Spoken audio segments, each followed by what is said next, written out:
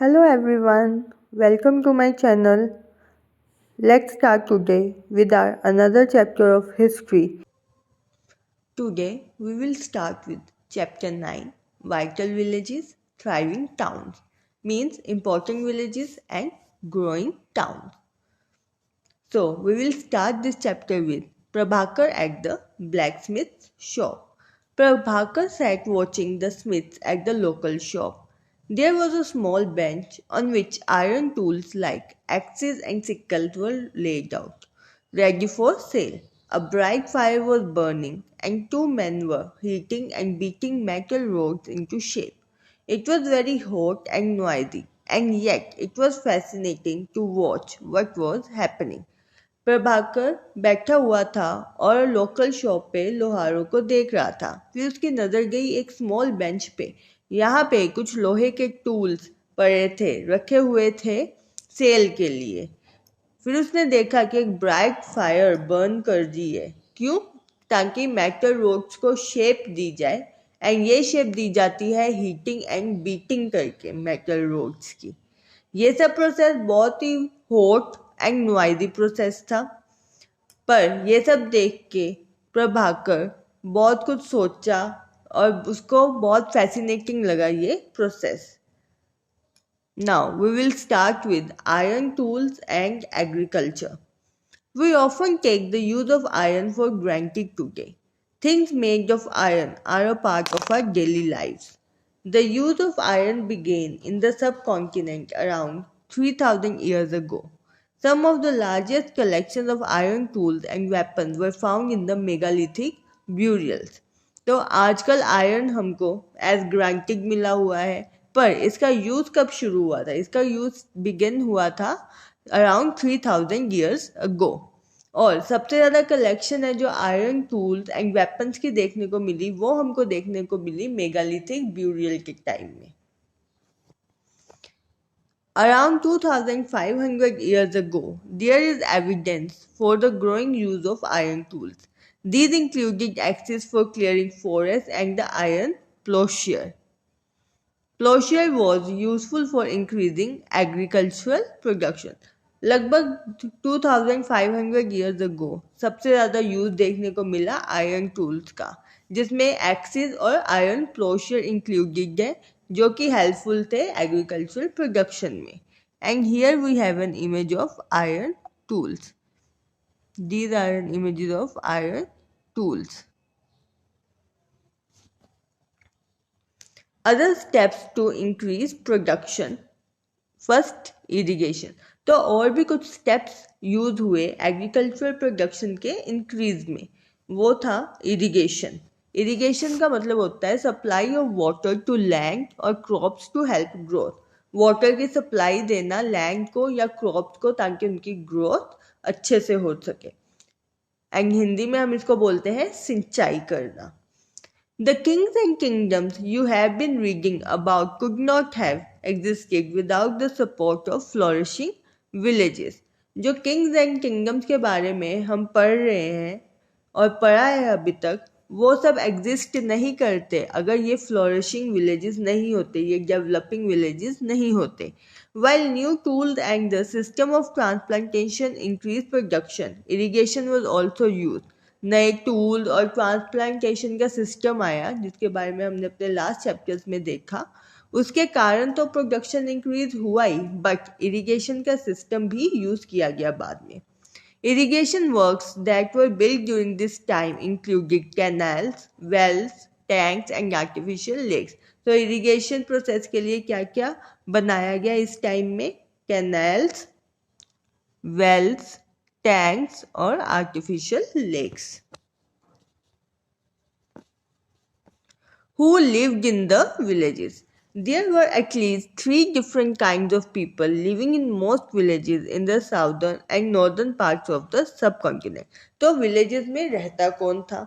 लगभग 3 तरह के लोग रहते थे इन villages में, साउदर्न और नॉर्दर्न पार्ट्स में। कौन कौन से 3 तरह के अलग अलग लोग थे? In the Tamil region, large land owners were known as Vellalar, ordinary plowmen were known as Uzavar, and landless laborers including slaves were known as Kadaisiar and Adimai. तो तमिल के रीजन में मीन साउदर्न के reason में जो बड़े land owners होते थे उनको बोलते थे वेलालर। ऑर्डिनरी प्लॉमैन होते थे जो उनको बोलते थे उजावर। और लैंडलेस लेबर्स जिनमें कि दास दासी भी आते थे उनको बोलते थे कदाइसियर और आदिमई। सो 3 तरह के लोग थे जो साउदर्न सब कॉन्टिनेंट में थे। First, large land owners known as Vellalar, ordinary ploughman known as Uzhavar and landless labourers जिनमें स्लेव्स इंक्लूडेड थे उनको बोलते थे Kadaisiyar and Adimai. In the northern part of the country, the village headman was known as the ग्राम भोजक। और northern part में जो village का headman था उसको बोला जाता था ग्राम भोजक। In northern part of the country, village headman was known as gram Bhojak. Usually, men from the same family held the position for generations. In other words, the post was hereditary. लगभग ऐसा ही देखा गया है कि same ही family के man अलग अलग generation में उसी पोस्ट को संभालते थे, तो इसलिए इस पोस्ट को हेरिडिटरी भी कहा जाता है था। The gram bhojak was often the largest land owner. Generally he had slaves and hired workers to cultivate the land. Besides, as he was powerful, the king often used him to collect taxes from the village. He also functioned as a judge and sometimes as a policeman. तो जो ग्राम भोजक था वो largest land owner होता था, उसके दास दासियां होते थे, higher करता था वर्कर लैंड की कल्टीवेशन प्रोसेस के लिए। जैसा कि देखा गया वो इतना पावरफुल था इसलिए किंग भी उसको ड्यूटी देता था कि आप टैक्सेस कलेक्ट करो विलेज से। एंड कभी कभी वो फंक्शन करता था एज अ जज एंड कभी as a policeman, sometimes as a जज and sometimes as a policeman. Apart from the Gram Bhojak, there were other independent farmers known as Grahapatis, most of whom were small landowners. And then there were men and women such as Das Karamkara who did not own land and had to earn a living working on the fields owned by others. तो ग्राम भोजक के अलावा और भी independent farmers थे पर वो small land owner थे इसलिए उनको कहा जाता था गृहपतिस। एंड गृहपतिस एंड ग्राम भोजक के अलावा भी मैन एंड वुमेन थे जिनको कहा जाता था दास कर्मकारा, जिनके पास खुद की लैंड तो नहीं थी पर दूसरों की लैंड पे काम करके वो कमाते थे। In most villages, there were also some craft persons such as blacksmith, potter, carpenter and weaver. तो कुछ villages में क्राफ्ट पर्सन भी देखने को मिले जैसे कि ब्लैक स्मिथ, पोटर, कारपेंटर और Weaver.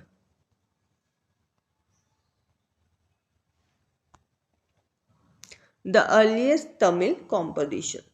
Some of the earliest works in Tamil, known as Sangam literature, were composed around 2300 years ago. These texts were called Sangam because they were supposed to have been composed and compiled in assemblies of poets that were held in the city of Madurai. The Tamil terms mentioned above are found in Sangam literature. तो जो earliest work था तमिल में वो देखा गया compose हुआ 2300 years ago and उसको बोला जाता है संगम लिटरेचर। ये सब टेक्स्ट संगम लिटरेचर में है एंड इन टेक्स्ट को संगम इसलिए कहा जाता है क्योंकि ये कंपोज और कंपाइल्ड हुए हैं असेंबलीज में, ग्रुप्स में। और कहाँ पे हुए हैं? In the city of Madurai. जो भी अभी हमने तमिल टर्म्स देखी वो सब संगम लिटरेचर में। कौन कौन सी तमिल टर्म्स हमने देखी? Large land owner known as Vellala, ordinary ploughman known as Uzavar and landless laborers known as Kadaisia and Adimai. So these all are the compositions in the Sangam text. Finding out about cities, stories, travelers, culture and archaeology. तो हमको cities के बारे में कैसे पता चला? Through stories, travelers, culture and archaeology. You may have heard of the Jatakas. These were stories that were probably composed by ordinary people and then written down and preserved by Buddhist monks. Here is part of a Jataka story which tells us how a poor man gradually became rich. तो आपने जातकास के बारे में सुना होगा। जातकास क्या है? Stories हैं जो कि लिखी तो गई, बताई तो गई ऑर्डिनरी पीपल के थ्रू, पर उनको लिखा गया और प्रिजर्व किया गया बुद्धिस्ट मॉन्क्स के द्वारा। तो यहाँ पे अब हम एक स्टोरी रीड करेंगे जो हमको बताएगी कि कैसे एक पुअर मैन रिच बन गया. So, the clever poor man story. Once upon a time, there was a clever poor young man who lived in a city. His only resource was a dead rat. He started off by selling it for a coin to a hotel for their cat. एक समय की बात है, एक बहुत ही poor young man था, but clever poor young man means बुद्धिमान poor young man था जो एक सिटी में रहता था. उसके पास एक ही रिसोर्स था, मरा हुआ चूहा. उसने कैसे स्टार्ट किया? उसने उस चूहे को एक क्वाइन के बदले में उस होटल में बेच दिया, होटल वालों की कैट के लिए. Then one day there was a storm. The king's garden was littered with branches and leaves, and the gardener was at a loss as to how to clear the mess. The young man offered to clean the garden if he could keep the wood and leaves. The gardener agreed at once. एक दिन ऐसा आया कि बहुत आंधी चली, बहुत तूफान आंधी आया, तो जो राजा का गार्डन था वो पत्तों से लकड़ियों से भर गया. तो गार्डनर को ऐसा लगा कि वो अकेला ये सब कैसे क्लियर करेगा. तो ये जो यंग पुअर मैन था, इसने गार्डनर को ऑफर दी कि मैं आपका गार्डन तो क्लियर कर दूंगा, पर एक शर्त है कि जो भी वुड एंड लीव्स है वो मैं रखूंगा. तो गार्डनर उसकी बात मान गया. The young man rounded up all the children who were playing with an offer of sweets for every stick and leaf that they could collect. In no time, every scrap had been neatly piled near the entrance. Just then, the king's potter was on the lookout for fuel with which to bake his pots. So he took the whole lot and paid the young man for it. तो उस young man ने क्या किया, जितने भी बच्चे आसपास खेल रहे थे उन सबको बुलाया और सबको कहा कि जितने भी पत्ते या स्टिक्स तुम उठाओगे उसके बदले में तुमको स्वीट्स दूंगा मैं. तो थोड़े ही टाइम में वो गार्डन पूरा क्लियर हो गया और एंट्रेंस पे, किंग के जो पैलेस के एंट्रेंस पे उसको पाइल अप कर दिया. तभी किंग का पोटर आया, जो पॉट्स बनाता था, मिट्टी के बर्तन और बनाता था, मिट्टी की कारीगरी करता था, वो आया. तो उसने देखा, अरे मेरे को तो मेरे पॉट्स बेक करने हैं, पर फ्यूल के बिना तो वो होंगे नहीं. इसलिए उसने वो फ्यूल उस यंग मैन से खरीदा, वो पाइल अप स्क्रैप उस यंग मैन से खरीदा, उसको पेमेंट दिया एंड वो ले गया. ऐसे उसने स्क्रैप से अपना पेमेंट करवा लिया. Our young man now thought of another plan. अब उसने एक दूसरे प्लान के बारे में सोचा. He carried a jar full of water to the city gate and offered water to 500 grass cutters. They were pleased and said, "You have done us a good turn. Tell us what can we do for you." तो अब उसने अलग plan बनाया. वो एक jar बड़ा सारा लेके गया, पानी से भरा हुआ, सिटी गेट के पास. तो उसने 500 ग्रास कटर्स को, घास काटने वालों को पानी पिलाया. तो उन्होंने बोला कि तुमने बहुत अच्छा काम किया है, तुम बताओ हम इसके बदले में तुम्हारे लिए क्या करें. He replied, "I will let you know when I need your help." उसने बोला कि जब मेरे को हेल्प चाहिए होगी तो मैं आपको बता दूंगा. He then made friends with the trader. One day the trader told him, "Tomorrow a horse dealer is coming to town with 500 horses."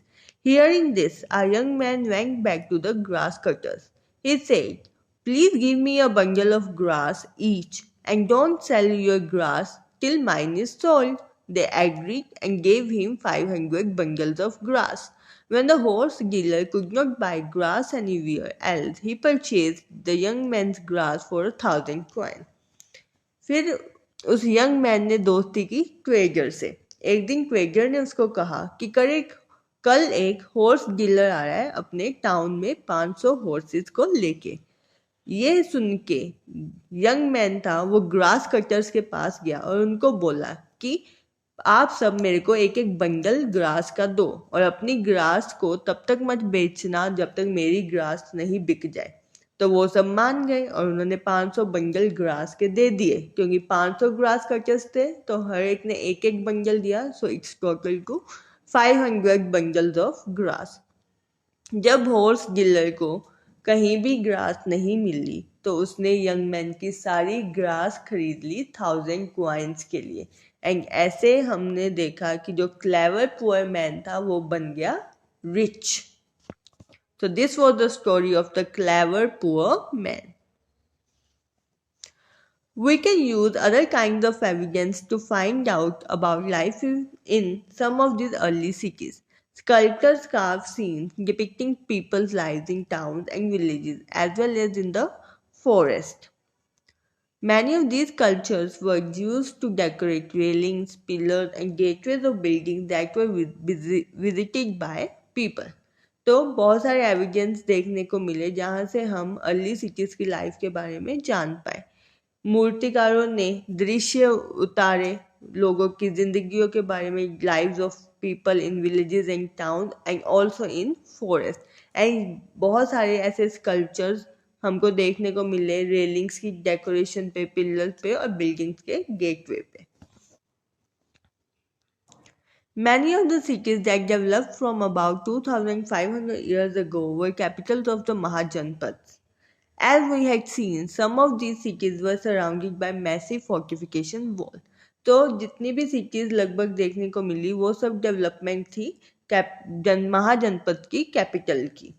And ज़्यादातर ये सिटी सराउंडिंग थी बड़ी बड़ी वॉल्स से, मैसिव फोर्टिफिकेशन वॉल्स से. In many cities, archaeologists have found rows of pots or ceramic rings arranged one on top of the other. These are known as ring wells. These seem to have been used as toilets in some cases and as drains and garbage dumps. These ring wells are usually found in individual houses. तो बहुत सारी cities में archaeologist को ceramic rings देखने को मिली जो एक के ऊपर एक अरेंज्ड थी और इनको बोला जाता था रिंग वेल्स. इनका क्या यूज़ देखने को मिला? एज अ टॉयलेट यूज़ या फिर कुछ केसेस में as a drain and garbage dump. And ये कहाँ पे पाए जाते थे? इंडिविजुअल हाउसेज में. And here is an image of ring well which we can see rings arranged one upon another.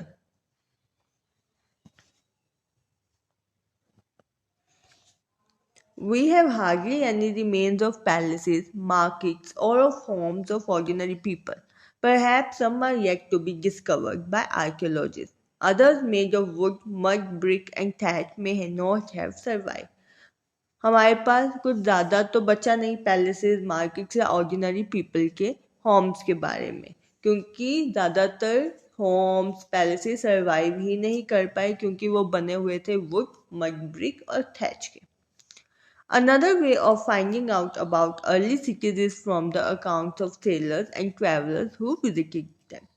एक दूसरा वे निकालना अर्ली सिटीज़ के बारे में जानने का, वो वे था नाविकों और ट्रैवलर्स के अकाउंट्स को सर्च करके. One of the more detailed accounts that has been found was by an unknown Greek sailor. एक अकाउंट देखा गया सेलर का जिसमें बहुत डिटेल्ड में नॉलेज थी. उस ग्रीक सेलर ने क्या डिस्क्राइब किया है अपने अकाउंट में? ही described all the ports he visited. उसने जितने भी पोर्ट्स उसने विजिट किए उन सब के बारे में डिस्क्रिप्शन दिया. उससे पहले let's see this image of a sculpture. See this is an image of sculpture. This sculpture was found at Sanchi.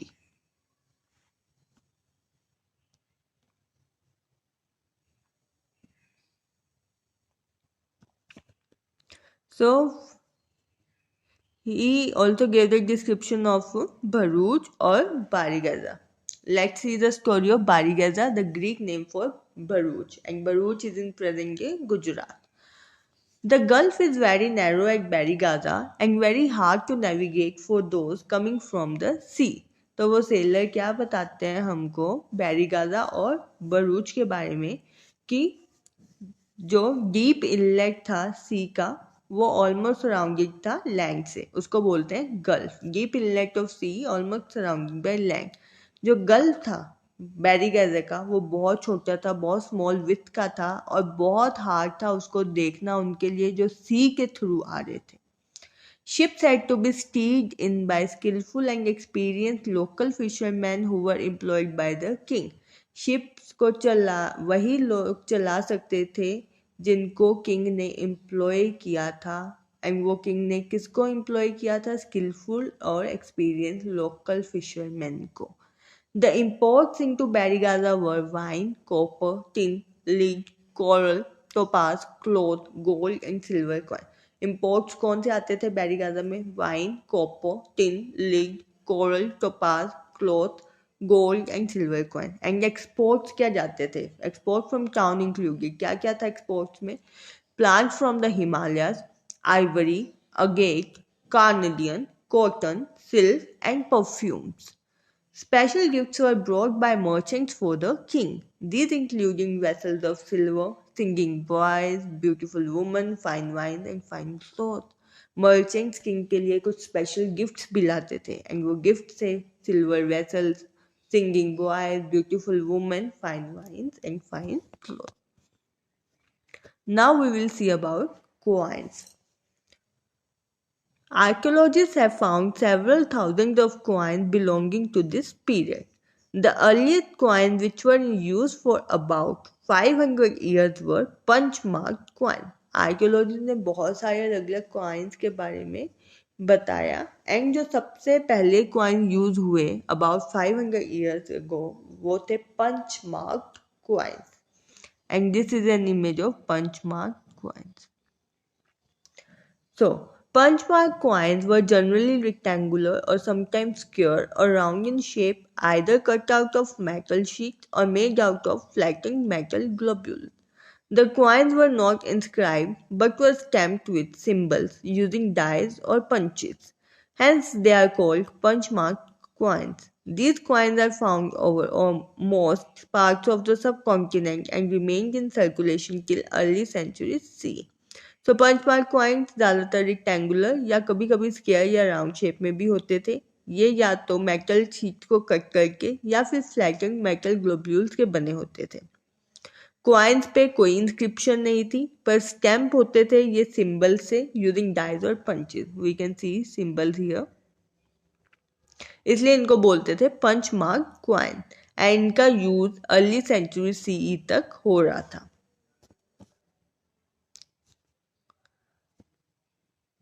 Other means of exchange. So coins के अलावा कुछ अदर मीन्स भी थे एक्सचेंज के, जो कि एक शॉर्ट पोइम के थ्रू बताया गया है from the Sangam collection.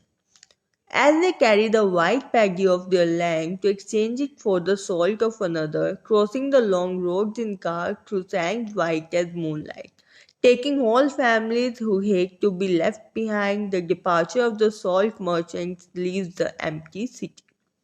Salt was produced plentifully along the sea coast. तो जैसे किसी की लैंड में पैगी होती थी तो वो उसके एक्सचेंज में सॉल्ट ले लेते थे।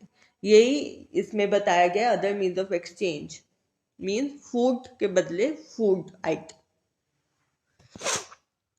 Cities with many functions. So, there were cities with many functions also. One of such city was Mathura. Mathura has been an important settlement for more than 2,500 years. It was important because it was located at the crossroads of two major routes of travel and trade, from the northwest to the east and from north to south. तो Mathura important settlement कब बना? For more than 2,500 years. Important क्यों था? क्योंकि वो cross roads पे था। To major roots थे वहाँ के, first travel route and second trade route. कैसे? बिकॉज वो कनेक्टेड था नॉर्थ वेस्ट से east and from north to south, from north west to east and from north to south. There were fortifications around the city and several shrines. Farmers and herders from adjoining areas provided food for people in the city. Mathura was also a center where some extremely fine sculpture was produced. So, आसपास के areas में farmers and herders भी थे जहाँ से city के people को food provide किया जाता था एंड बहुत अच्छे अच्छे स्कल्पचर्स भी देखने को मिले मथुरा में। Around 2000 years ago, Mathura became the second capital of the Kushanas. 2000 साल पहले लगभग मथुरा सेकंड कैपिटल बन गई कुशानास की, जिनको हम आने वाले चैप्टर में रीड करेंगे। Mathura was also a religious center. There were Buddhist monasteries, Jain shrines, and it was an important center for the worship of Krishna. तो वो रिलीजियस सेंटर भी था क्योंकि वहाँ पे बहुत सारी बुद्धिस्ट मोनेस्ट्रीज थी, जैन श्राइन थी and also important center for worship of Krishna. Several inscriptions on surfaces such as stone, slabs and statues have been found in Mathura. तो बहुत सारी inscriptions भी देखने को मिली मथुरा में जो कि की गई थी स्टोन के स्लैब्स पे एंड स्टैच्यूज पे. Generally, these are short inscriptions recording gifts made by men to monasteries and shrines.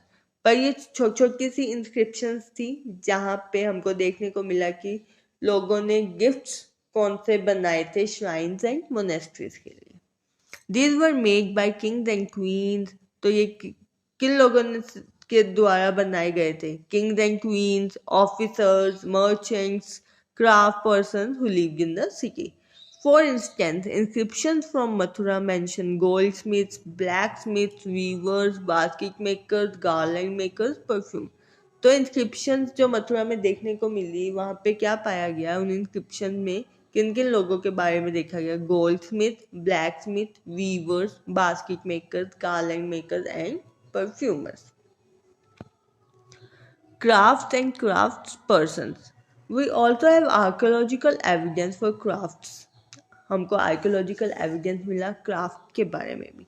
These include extremely fine pottery known as northern black polished ware. It gets its name from the fact that it is generally found in the northern part of the subcontinent. So, किस type की pottery के बारे में पता चला? Northern black polished where. इसका नाम northern black polished where इसलिए रखा गया क्योंकि वो ये नॉर्दर्न पार्ट ऑफ सबकॉन्टिनेंट में ही पाया जाता था. So northern black polished ware is a hard wheel-made metallic looking ware with a shiny black surface. Shiny black surface था इसका. Potter used to expose the earthenware to very high temperature in his kiln which result in blackening of its outer surface. तो जो Potter था वो क्या करता था कि गर्म गर्म भट्टी में अपने earthenware को डालते थे हाई टेम्परेचर पे जिससे उसका आउटर का सरफेस था वो ब्लैक हो जाता था. And the fine black slip was also applied on this which give pottery a mirror like shine. तो एक फाइन ब्लैक स्लिप उस पर अप्लाई की जाती थी जिससे पोट्री को मिरर जैसी शाइनिंग मिलती थी. Remember that archaeological evidence for many crafts may not have survived. We know from texts that manufacture of cloth was important. There were famous centers such as Varanasi in north and Madurai in south. Both men and women worked in these centers. हमको पता है कि archaeological evidence हमको बहुत ज़्यादा तो नहीं मिला क्राफ्ट्स के बारे में, पर हमको ये भी देखने को मिला कि क्लॉथ भी बहुत इम्पोर्टेंट था उस टाइम पे. सो फेमस सेंटर्स जो क्लॉथ के थे वो थे वाराणसी नॉर्थ में एंड मदुराई साउथ में. मैन एंड वुमेन दोनों ने ही काम किया है दोनों ही सेंटर्स पे, वाराणसी एंड मदुराई दोनों में. Many craft persons and merchants now form associations known as Shrenis. These Shrenis of craft persons provided training, procured raw material, and distributed the finished product. Then Shrenis of merchants organized the trade. Shrenis also served as banks where rich men and women deposited money. This was invested, and part of the interest was returned or used to support religious institutions such as monasteries. सो बहुत सारे craft person and merchants ने मिलके association बनाई जिसका नाम रखा गया श्रेणीज. इन श्रेणीज में क्राफ्ट पर्सन ट्रेनिंग देते थे, रॉ मटेरियल देते थे और फिनिश प्रोडक्ट को डिस्ट्रीब्यूट करते थे. एंड श्रेणीज ऑफ मर्चेंट्स ने ऑर्गेनाइज किए ट्रेड्स. श्रेणीज बैंक की तरह भी काम करती थी जहाँ पे रिच मैन एंड वुमेन अपना मनी डिपॉजिट करते थे एंड उनको एज एन इन्वेस्टमेंट इंटरेस्ट भी प्रोवाइड किया जाता था एंड फिर वो इंटरेस्ट यूज किया जाता था रिलीजियस इंस्टीट्यूशंस को सपोर्ट करने के लिए such as monasteries. Rules for spinning and weaving. कुछ रूल्स कताई और बुनाई के लिए, कतने और बुनने के लिए भी रखे गए फॉर स्पिनिंग एंड वीविंग. ये हमको कहाँ पे देखने को मिले? अर्थशास्त्र बुक में. These rules are from the अर्थशास्त्र. They describe how spinning and weaving could be done in workshops under the supervision of a special official. Widows, young women who are differently abled, nuns, mothers of courtesans, retired women servants of the king, women who have retired from service in temples may be used for processing wool, bark, cotton, hemp and flax. Widows, विधवा, जो औरतें differently able थी, nuns थी, कॉर्टिसन्स की mother थी, या फिर retired women servants थी किंग की. कुछ वुमेन जो रिटायर्ड हो चुकी थी टेम्पल सर्विसेज से, वो उनका काम क्या था, क्या प्रोसेसिंग करने का काम था उनका? वूल, bark, cotton, hemp and flax. They should be paid according to the quality and quantity of work. उनको पेमेंट मिलती थी उनके काम की क्वालिटी और कितना काम किया है, कितनी क्वांटिटी में काम किया है उसके हिसाब से. Women who are not permitted to leave their homes can send maid servants to bring the raw material from the superintendent and take the finished work back to him.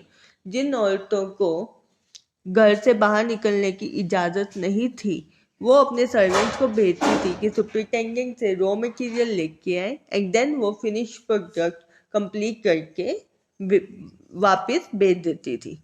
Women who can visit the workshop should go at dawn to give their work and receive their wages. जो women workshop में जा सकती थी उनको सुबह सुबह ही workshop में जाना था अपना काम देने और अपनी पेमेंट लेने. There should be enough light to examine the work. In case the superintendent looks at the woman or talks about anything other than work, he should be punished.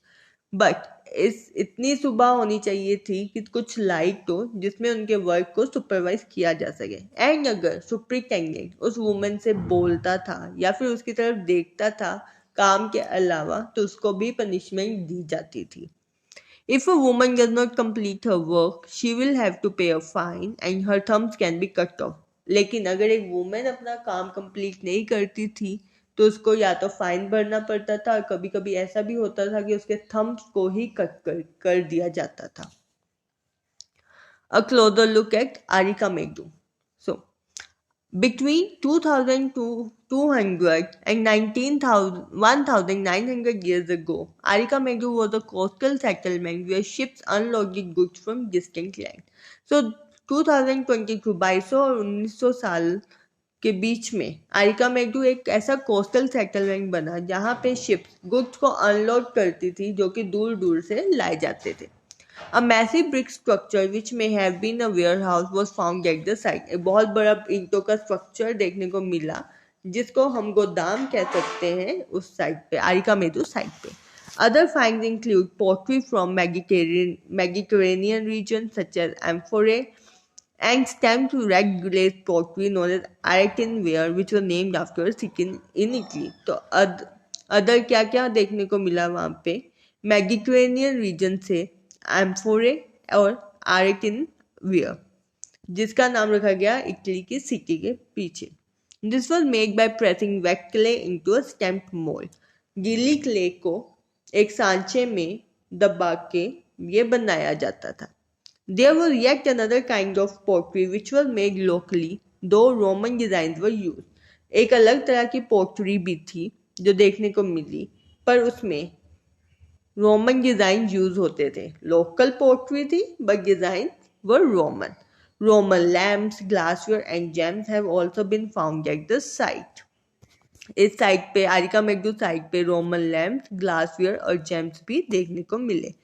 Small tanks have been found that were probably dyeing wax used to dye cloth. There is plenty of evidence for the making of beads from semi-precious stones and glass. तो छोटे छोटे tanks भी देखने को मिले जिनको माना गया कि वो डाइंग वैक्स है जो कि क्लोथ को डाई करने में हेल्पफुल होते थे. और बहुत सारे ऐसे एविडेंस भी मिले कि यहाँ पे सेमी प्रीशियस स्टोन से बीड्स भी बनाए जाते थे. And here is an image of several pieces of pottery. See, this is an image of several pieces of pottery.